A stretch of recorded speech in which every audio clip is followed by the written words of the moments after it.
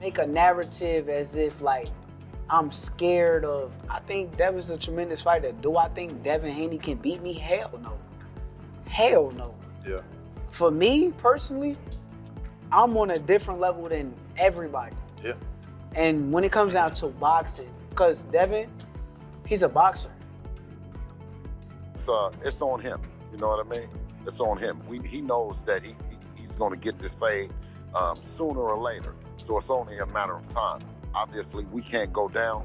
You know, we can't go down to 135. So, you know, he would have to come up. And, you know, he can get this work anytime he ready. I see greatness, man. I see greatness. Shakur practically beat you with one hand, man. That jab, man. Most important hand you have, man. You know? And he looked good doing it, sharp. You know what I mean? Distance. He did everything, man. Shakur Stevenson is reportedly lining up a massive showdown with Devin Haney at 140 pounds. Stevenson has agreed to the rehydration terms and remains fully confident that his skill set is on another level, believing he can outclass any opponent put in front of him. All of these guys, if y'all want me to come to 147, I'm coming in with rehydration clause. I don't even do that. Yeah. But why am I going up to these guys' weight classes if I'm not planning on going? Devin Haney is adamant that a fight with Shakur Stevenson will become a reality, making it clear he's fully committed and determined to see the matchup happen. Still at 135. You can't, you know, say your name without saying Shakur to your female tank, right? It just is what it is. Is that fight going to ever happen? Would it ever happen against you and Shakur? 100%, yeah. I think so. I think it. You think Shakur will grow into whatever weight Yeah, you're I mean, we're all of us is close to the same size. You know, we're all growing together. We're all like, you know, getting bigger. Well, so, and it's only so many guys, like y'all said, it's only so many guys that we could make big money and people want to see the fights. Which even though I know that they making new guys, it's guys like Kermel, Abdullah, all these guys want to come up too. So eventually they gonna be there too. But yeah, no, I think that a fight with Shakur is very much possible. We try to make it happen a while. Shakur Stevenson insists he's not afraid of Devin Haney, but warns that Haney's team could try to spin it, falsely claiming that Shakur is dodging the fight. Devin Haney. Okay. Devin Haney's probably, to me, I don't think it's hit its point yet, but I think in the next year or two, it'll hit a point where it's like the world is gonna demand, you know what I'm saying? I can see the trajectory feels like it could meet like that. I would love this fight. But look, you gotta watch what you say with like, and this is not even Devin fault, because Devin is very respectful of my game and I'm respectful of his game. He's a good fighter. But his fans will clip and twist and turn things into something that is not. So I try to be real careful on what I say. True. This is guy Jay on Twitter. He a big Haney fan. He be always clipping and changing stuff, Jay. Yeah, they gonna make a narrative as if like I'm scared of. I think Devin's a tremendous fighter. Do I think Devin Haney can beat me? Hell no. Shakur Stevenson believes he's on another level, confident that no fighter can beat him, while asserting that Devin Haney lacks the power to stop him. He's a fucking stone cold killer who's just gonna go in there and try to knock me the fuck out. Yeah. He's gonna try to outbox me. I'm the greatest boxer. How do you? So that's how I feel about the fight. Yeah. But it all gotta make sense from a business standpoint. I don't like getting up here and negotiating against myself. And, for sure. But for me, I'm willing to But do you see it as it being that could, you know, like we always said, the Four Kings, even though you wasn't a part of it, the whole plot is like at the end of the road, there's gonna be two guys left standing, and that's the big fight. Do you see that as that's potentially what that could be?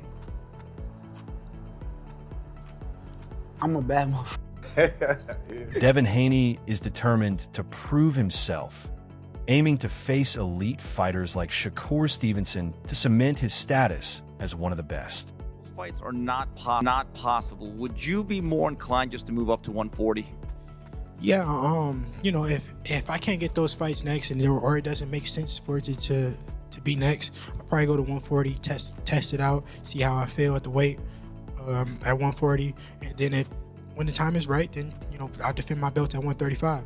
We'll just see though. I got to go back and talk with the team and see what makes the most sense. That's really all. Bill Haney states they won't be coming down in weight, making it clear that anyone wanting a fight with Devin must move up to 140 pounds. He didn't become undisputed, yet they didn't mention the franchise belt, which directly impacted Devin's career early on, right? And it seemed like, I was saying this on my live earlier, you tell me what you think about this, but it seems to me like there's a lot of people that have tried to block y'all ambition, right? Between you signed to the wrong company, Loma not taking the Devin fight, Tio not taking the Devin fight, Rolly saying he just don't want to fight Devin.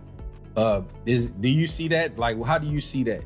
As far as like, people know you're ambitious, they know you want to be unified, they know you want to be undisputed, so they put all these obstacles up and they make it hard for you to achieve what you're trying to achieve. Absolutely. I think it's been historic in the way that they've done it. He explains why he hasn't become undisputed yet, and adds that the fight can take place whenever the challenger is ready. We must keep our composure and our patience and understand that it's part of the process when you're that good. You know what I mean? We can't say it any other way. They're running out of narratives. You know what I'm saying? And it's what the people want to see. We don't never say, okay, well, this guy has done something wrong or he did bad business, so we'll never do it. Obviously, when we go through negotiations and we spend time in there, whether it's put something together for Richard Hitchinson, for him to come back later and to say, I want that fight. Well, when we were trying to make the fight, we couldn't. You didn't want to negotiate. You went somewhere else. When we were negotiating with Shakur Stevenson, instead of him negotiating with us, he said that he's going to go somewhere else. Tim Bradley believes Shakur Stevenson has the potential to surpass even Terrence Crawford in boxing history. While Crawford is undeniably on boxing's Mount Rushmore, a 5-division champion with remarkable achievements, Bradley feels Stevenson, like Crawford, possesses the talent and skill to reach even greater heights. Bradley clarifies that this isn't about matching Crawford's multiple undisputed titles or moving through numerous weight classes, but about the opportunities that weren't available to Crawford due to boxing politics at the time.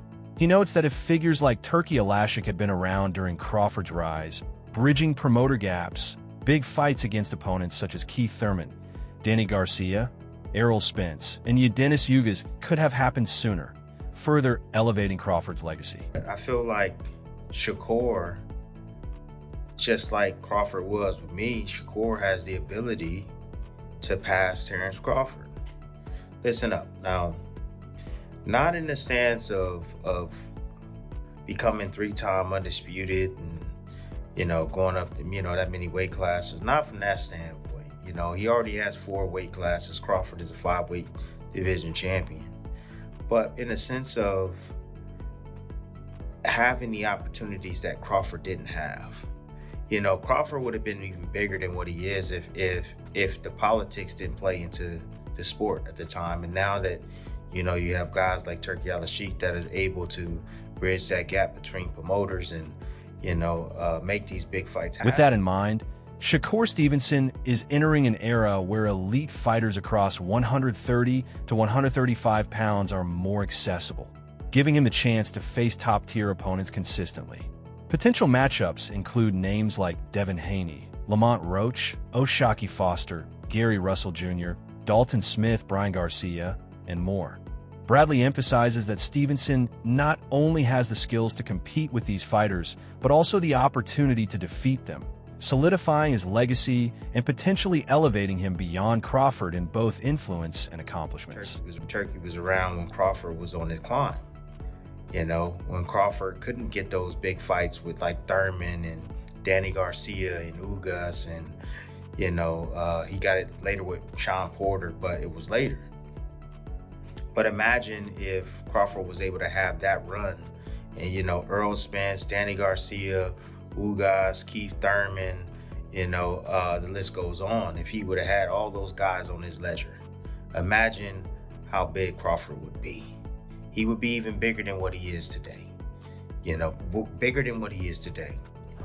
So with that being said, you know, with these fighters hovering around 135, these talented fighters hovering around 135, 130, you know, guys like, you know, Shakur Foster, like I mentioned, going to go up to 135. He's big enough to go to 135. There's a major obstacle in the way, but watching these two fighters compete makes it clear that, outside of cheating, neither is likely to lose easily.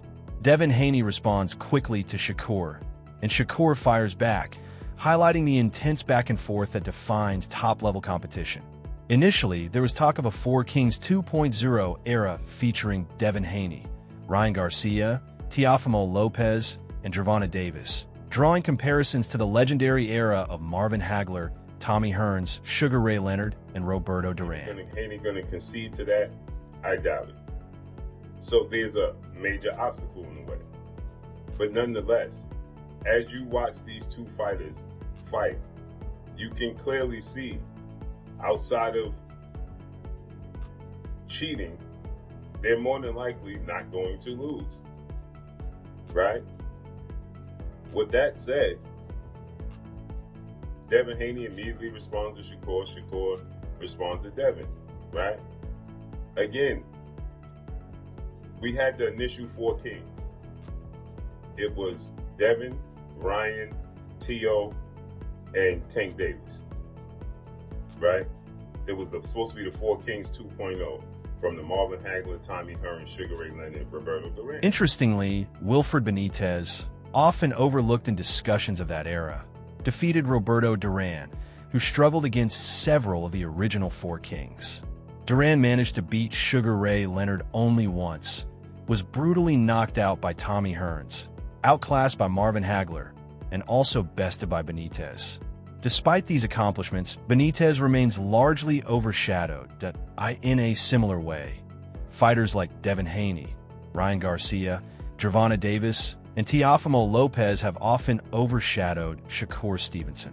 However, Stevenson has begun to stand out, particularly after his dominant victory over Teofimo Lopez. At the same time, Gervonta Davis's legal issues and reluctance to fight further underscore the challenges and opportunities reshaping the modern boxing landscape. We had that Four King era, but nobody mentions Wilfred Benitez. And the fact remains is Wilfred Benitez beat Roberto Duran as well. And Roberto Duran is 1-4 against those guys. He beat Sugar Ray Leonard the first time. Outside of that, Roberto Duran, he lost. He quit against Sugar Ray Leonard. He got knocked out brutally by Tommy Hearns. He got outboxed by Marvin Hagler and outclassed by Wilfred Benitez. Right? But he's overshadowing Wilfred Benitez. And I felt like these guys, Devin Haney, Ryan Garcia, Tank, and T.O., overshadowed Shakur Stevenson. And now Shakur Stevenson has shined the light by dominating Teofimo Lopez.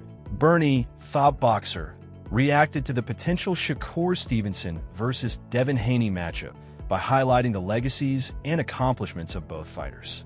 Stevenson is now a four-weight world champion, a two-time lineal champion, and a two-time Ring Magazine title holder. He also became a two-time unified champion at 130 pounds, having defeated high-level opponents like Teofimo Lopez, who is known for rising to the occasion. The fight, Conor Ben comes into the ring. They talk, have some words, but Shakur Stevenson said, I want to put that same rehydration clause you put on Chris Eubank. Tell me, what did you get out of that moment in the ring? Well, I heard on the press conference where I think it was his manager said that, that was a clown move, but I think Shakur invited that, I don't even know if I would have said all that about Conor being right then, but I think he really wants that fight. He really wants the money for the fight. He been saying that. And now he came through victorious. I think he really wants that money for that fight. He wants the money for the fight. Devin Haney, meanwhile, is a three-weight world champion and was once undisputed. Bernie emphasizes that if Shakur wants to face Haney, he should do so without hesitation. Taking on Haney in his prime would leave no room for excuses and ensure Shakur receives full credit for a monumental achievement. According to Bernie, both fighters are elite, but defeating Haney at his peak would further cement Shakur Stevenson's legacy as one of the best of his generation, showcasing his skill, determination, and championship-level ability. Legacy fights, accomplishments, because now Shakur is a 4-weight world champion. Devin is a 3-weight world champion. Devin was undisputed, but now Shakur is a 2-time lineal champion. So he's a 2-time Ring Magazine winner. 2-time unified champion. If you want to add the ring, as far as with the WBO, he was unified at 130. So he's a 2-time unified champion, 2-time lineal champion. Beat a guy like Teofimo Lopez, who rises to the occasion. Had a close fight with George Kambosos. You can make a claim that he was fighting out of frustration or out of emotion, and that was it. He was in his prime too, Josh Taylor seemed to be drained at 140. Not taking away from Devin, but he was already moving up to 47, they were saying. Lomachenko was a little older and smaller. That's it for today's video. Stay tuned for more updates, and we'll see you next time.